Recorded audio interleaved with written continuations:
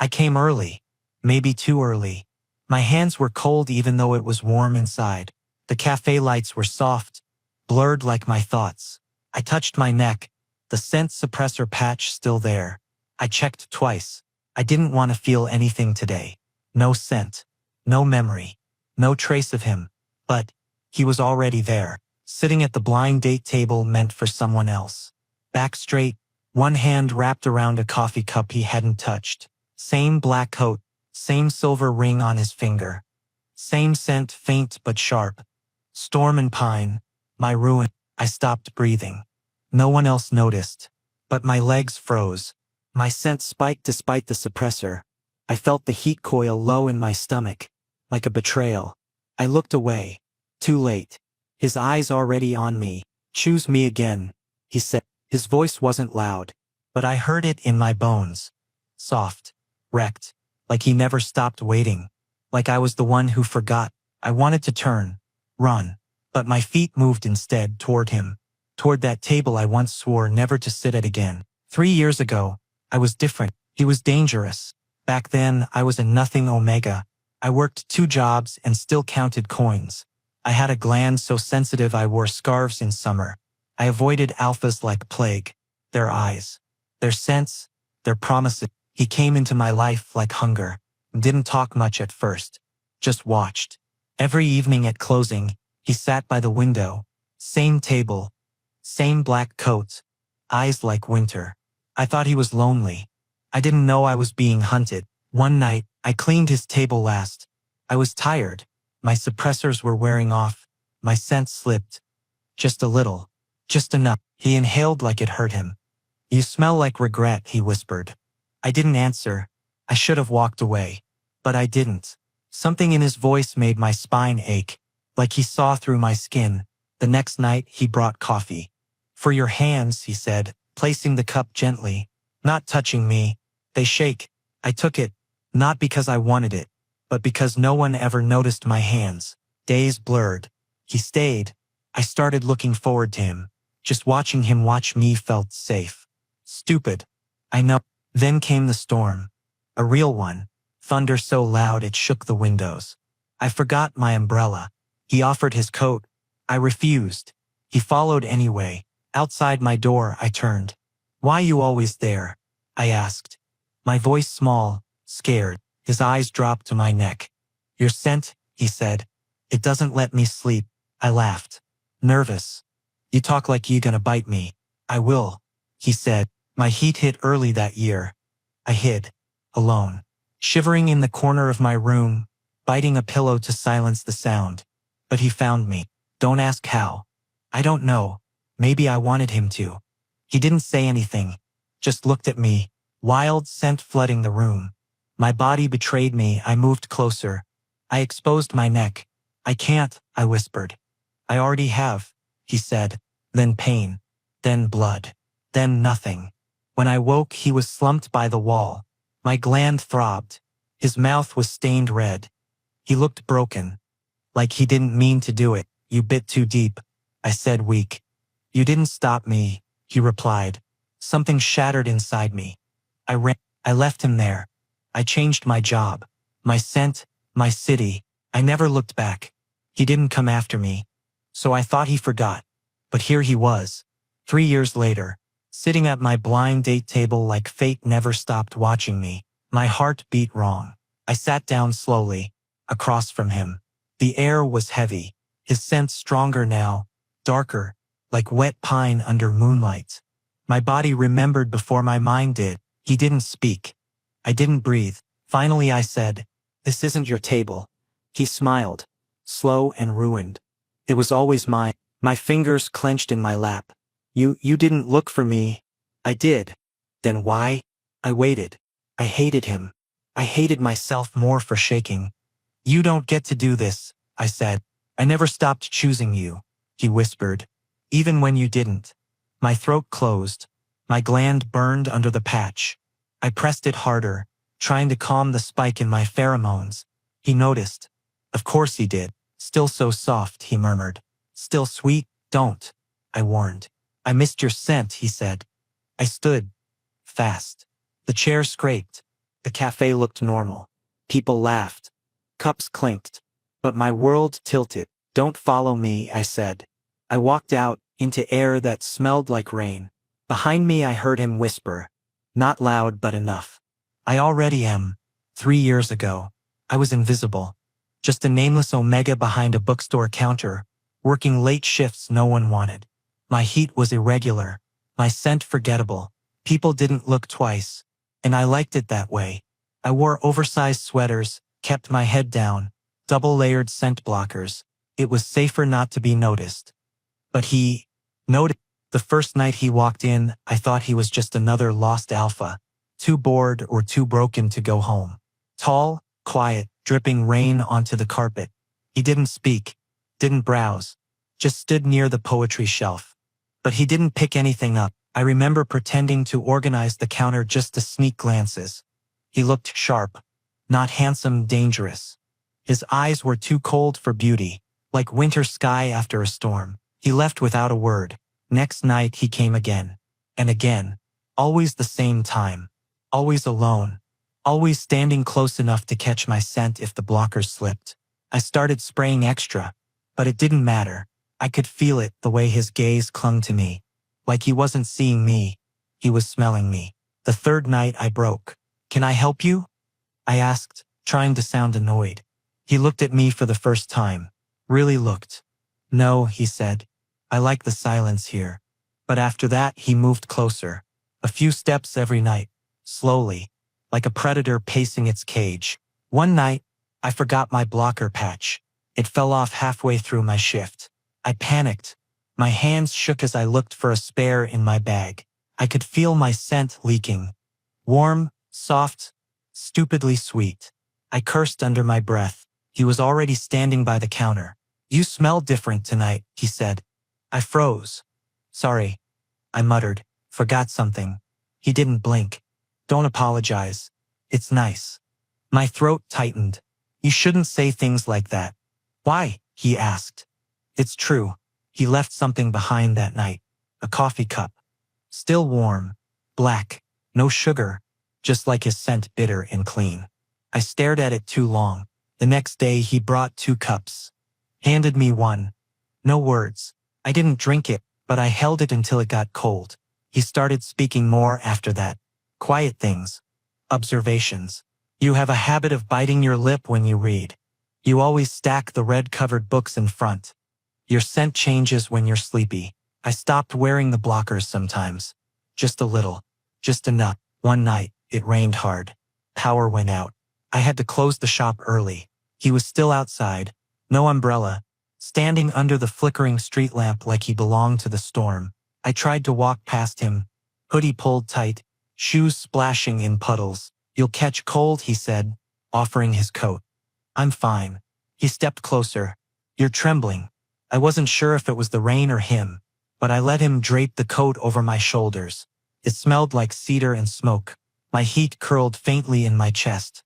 He walked beside me, quiet. When we reached my door, I turned. "Why do you come every night?" His eyes darkened. "I told you." "No, you didn't." He leaned forward. Not close enough to touch, but enough that I could feel the weight of his breath. "Because your scent won't leave me alone." I laughed. Nervous. "That's creepy." He smiled. "You should have run." My breath caught. "Should I?" He tilted his head. "It's too late now." I didn't sleep that night. My body was hot even though the heater was off. I could still feel the coat on my skin. Still smell him. I started waiting for him. Each night felt slower without his presence. When he skipped a day, I thought I was going mad. He came the next night. Said he'd been sick. His voice was hoarse, deeper. "You missed me," he said, watching me restock shelves. I looked away. "You think too much." "I feel too much." I shouldn't have smiled. But I did. The obsession didn't start all at once. It was small things. Him memorizing what I liked. Bringing me books I never mentioned aloud. Sitting closer, never touching, but always near enough that my scent mixed with his. I started dreaming about him. Waking up in tangled sheets, my heat creeping up at the wrong times. My body wanted something my brain didn't understand. One night I walked him home instead. He lived near the river. An old apartment with cracked walls and a flickering hallway light. He held the door open but didn't invite me in. I waited. He leaned against the doorway. "You don't know what you're doing," he said. "Then teach me." He stepped forward. His fingers didn't touch me, but his scent wrapped around me like a promise. I shivered. My gland throbbed under the skin. "If I start," he said, voice low, "I won't stop." "Then don't start," I whispered. He didn't, but his eyes said he already had. The cafe door closed behind me, but I couldn't breathe. My chest was tight, my throat dry. His scent still clung to me, faint, distant, but it haunted. Storm-soaked pine. Always that. Always. I tried to walk fast, pretending I didn't hear his steps behind me. But they matched mine. Every turn I took, he followed. I cut into the alley beside the cafe. Narrow, dim, the air heavy with last night's rain. My hands trembled as I reached for my neck, pressing hard on the suppressor patch. I didn't want this. Not now. Not like this. But he came anyway. Quiet. Close. Like he always did. I turned around, voice shaking. "Don't follow me." He stopped. Shadows curled around him. "Why did you leave?" My heart dropped. That voice low, rough, like it remembered too much. I hated how much it still pulled at me. "You didn't chase me," I said, biting the inside of my cheek.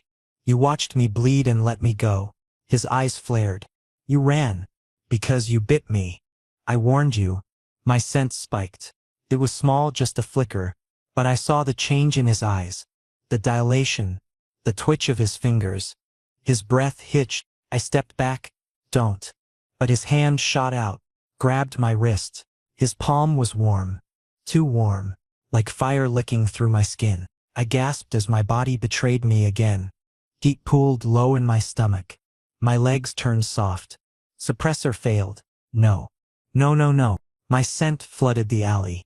Sweet. Sharp. Unfiltered. I saw it hit him. Saw his jaw clench. His eyes drop to my neck. His control unraveling in real time. "You're in preheat," he growled. "I can handle it," I whispered. He pulled me closer, not hard, just enough. "You lied. I'm not yours anymore." But he leaned in, and I felt it. His nose brushing just beneath my ear. His breath shaky, mouth half open, lips grazing that cursed spot just above my gland. I froze. "I've dreamed of this," he murmured. 3 years. Every night. "Don't." He licked my scent gland. My knees buckled. The heat surged like a wave. Violent, pulsing, too much too fast. My back hit the cold alley wall. He pinned me gently, no pressure, just presence. But I couldn't move. My body was melting, traitorous. "I hate you," I breathed. "You still smell like mine," he said. His teeth sank in. I cried out, not from pain but from memory. That same mark, that same burn. My scent spiked wildly, spiraling. The bite wasn't deep, not like before, but it was enough. Enough to pull everything back. Pleasure bloomed, hurt bloomed, tears welled up instantly. I shoved him. Hard. He stumbled back, eyes wide, lips stained with me. "What the hell is wrong with you?"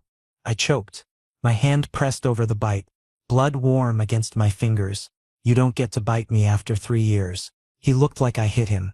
He didn't move, just stood there, trembling, scent wild, out of sync. Like he didn't expect to break, but did. I wiped my tears with the back of my hand, shaking. "This wasn't yours to take." "I never stopped wanting it," he said, voice hoarse. "Then why didn't you come?" I yelled. "Why didn't you stop me when I left?" He didn't answer. The silence felt heavier than the bites. I turned, walking away before my legs failed again. My scent trailed behind me. Broken, open, vulnerable. He didn't follow this time, and that hurt more. My body was burning. I curled up on the bathroom floor, forehead pressed to the cold tiles, hands trembling. The suppressants weren't working. I could feel it low in my belly, rising like a slow fire, turning my breath shallow and my skin too tight. My scent, it was leaking. Too sweet, too much. I shoved another patch onto my neck, but it peeled off, damp with sweat. I was drenched. My shirt clung to me like second skin. My pulse pounded behind my ears. Heat coiled in every bone. I could feel it crawling under my skin, waiting to explode. Outside, the rain fell hard against the windows. But louder than that, footsteps, pacing. He was there. I knew before I even heard the knock. Open the door. His voice was low, controlled, but shaking. I crawled to the door and locked it harder. No, I whispered, even though I knew he could hear me. Another knock, then silence. Then, "You're in heat," he said. "You need help." I pressed my back against the door, my legs weak, my breath short. I could smell him now, even through the barrier, sharp pine, wood smoke, ruts.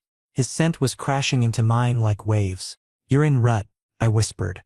A pause. Yes, my heart twisted. This was wrong, dangerous, stupid. But my body throbbed, every nerve begging for contact. I dug my nails into my arm. I tried to hold on, but then I heard it, his breath catch. He was losing control. "I can smell you," he said. "You're calling me." "I'm not," I cried. "You are." I shook my head. "Go away." "I can't." His voice cracked. "Not when you smell like this. Not when you're hurting." Silence again. I held my breath. Then he said, "Let me in." I should have said no. I should have waited it out. I should have done anything else, but I opened the door and collapsed into him. His arms caught me instantly, pulling me against him. My legs gave up. My scent burst, raw and overwhelming. He groaned, low and guttural, as if it physically hit him. "You're burning," he whispered into my neck. "So are you," I gasped. His forehead pressed to mine. Our breaths tangled. My vision blurred. I clutched his shirt, fingers digging in, like I'd drown without him. Then everything broke. He carried me to the bed, not fast, but urgent. Like his body couldn't wait, but his mind still tried to be gentle. I could feel him shaking. He kissed my throat first. My gland throbbed under his mouth. "You sure?" he asked, voice hoarse, eyes wild. I nodded. "I need you to say it." "Yes." Then he bit. Not shallow this time. Deep. The kind of bite that claims. My body arched, a cry tearing from my throat. Not from pain, from memory. From how right it felt. From how wrong it should have been. His scent flooded me. I couldn't breathe anything else. Couldn't feel anything else. His mouth stayed on my gland, marking again and again, like he wanted to erase every moment I'd spent without him. I held him like I'd fall apart if I didn't. "Mine," he growled. I nodded. "Yours." We moved like we were drowning, clinging, desperate. His rut consumed him, and I let it. My heat answered back, body arching, trembling, aching. There was no space left between us. Only scent, only skin, only bond. I cried his name more than once, not out of pain, out of everything I kept buried for 3 years. After he held me, my body limp, covered in sweat and scent. His hands trembled as they touched the mark he left. His breath still uneven. "Now you can't run," he whispered. I didn't answer, because I didn't know if that was a promise or a warning. I turned my face away, but his scent stayed on me, inside me, a part of me now, and I was scared. Scared of what I'd become. It started with the coffee. Bitterness on my tongue I didn't remember ordering. The bookstore lights blurred, twisted. I blinked. My fingers dropped the mug. It shattered, but no one moved. My breath caught. Something was wrong. The world tilted, then silence, then black. I woke up in rot and rust, hands bound, room damp. Light cracked through wooden beams above. My head throbbed. Something cold pressed against my neck. A suppressant injection. The patch on my skin buzzed. Too strong, too artificial. My scent was gone. I couldn't even smell myself. Panic bloomed. I couldn't call him. Not even with my pheromones. They took that from me. Footsteps. He walked in, the beta from before. I remembered his eyes, how they lingered too long at the bookstore counter. Always asking questions. Always too nice. I thought it was harmless. It wasn't. "You looked at me once," he said, crouching beside me. His breath stank of sour obsession. Then stopped. "Why'd you stop?" I didn't speak. "You think you're too good for me now? Because you got claimed?" I looked away. He grabbed my jaw. "Answer me." I flinched. Scentless, powerless. I should have been your alpha, he hissed. Not him. He walked out again. The door slammed. The air turned still. Too still. Like a grave. I tried to move, my wrists burned. The suppressants made my limbs heavy. I couldn't scent anything. I felt like I was disappearing. Like I didn't exist without him. Maybe I didn't. But then, a shift. A hum under the air. It was subtle at first, like the room exhaled. Then it hit. Hard and sharp. His scent. Pine. Storm. Fury. Crashing through the walls like a wave too big to hold back. My body jolted. My lungs filled. My skin prickled with heat. The suppressant couldn't block him. Not this time. My bond responded like a scream underwater. Muted. Broken. But there, he was close. The beta ran back in. Wild-eyed. What is that? He clutched his head. His knees buckled. I smiled. Even before I saw him, I knew he was here. The door shattered. He walked through the dust in splinters. Scent ripping through the space like lightning. His eyes were red. With rage. Rut. Madness. Not at the one who touched me. The beta tried to run. He didn't get far. A growl split the air. Not human. Not sane. Don't touch what's mine, he said. Voice low. Shaking primal. The beta collapsed. And then he was at my side. His hands were rough, trembling. He cut the ropes fast. Eyes scanning my skin. His scent wrapped around me so thick I choked. My body moved without thought into his arms. Into his neck, into that place that smelled like safety. I gripped his shirt, fists tight. Mine, he whispered again, voice cracking. I nodded. He held me like I'd vanish. His pheromones crashed into me, purging the suppressant from my blood. My scent returned slowly, weak, scattered, but mine, and it curled into his like it always did. We breathed each other in, like drowning men surfacing. I buried my face in his neck. You came? I whispered. Always. My body trembled, but it wasn't from fear anymore. It was from knowing for the first time I was claimed. Completely. Violently. Unapologetically. And I wanted it. I wanted to be his. The room was quiet. Too quiet. My fingers trembled slightly as I touched the bite mark on my neck. Still swollen. Still aching. His scent lingered on my skin. Thick, heavy, impossible to scrub off. It clung to the sheets. To the air. To me. I sat at the edge of his bed. Knees pulled up. Forehead pressed to them. The rain tapped lightly against the window. Soft, patient. Like it had time. He walked out of the shower minutes ago. Towel draped over his shoulder. Hair wet. Bare chest rising and falling like he was trying to breathe normally. He wasn't succeeding. Neither was I. I looked at him, not because I wanted answers, but because I needed them. You knew I'd be there at the cafe, I said quietly. He froze, didn't speak. My voice cracked, but I forced it out. Why? He reached into the drawer beside the bed, pulled out something small, and placed it gently in my palm. It was black, metallic, cold. I stared at it for a long second before I realized what it was. A tracking chip. My heart stopped. I whispered, "What is this?" His voice was low. "I put it in your coat, 3 years ago. I couldn't breathe. You followed me." He nodded. "Always." My fingers tightened around the chip. Knuckles white. "You lied. You said you didn't know where I went. I didn't want to scare you." I laughed. Bitter. Shaky. My sense spiked, confused, wounded, overwhelmed. I thought I was free. "You were never free from me," he said. His tone was soft, like he was confessing love. But it didn't feel gentle. It felt possessive. Like chains dressed as warmth. My voice cracked again. "The blind date wasn't real?" He shook his head slowly. "I paid someone to cancel last minute. Then I sat there instead." I looked away. My chest ached. Everything ached. "So this was all planned?" I asked. "Yes." He didn't even flinch. Just stepped closer. Kneeling in front of me. Slowly, carefully. Like I was a creature made of fire.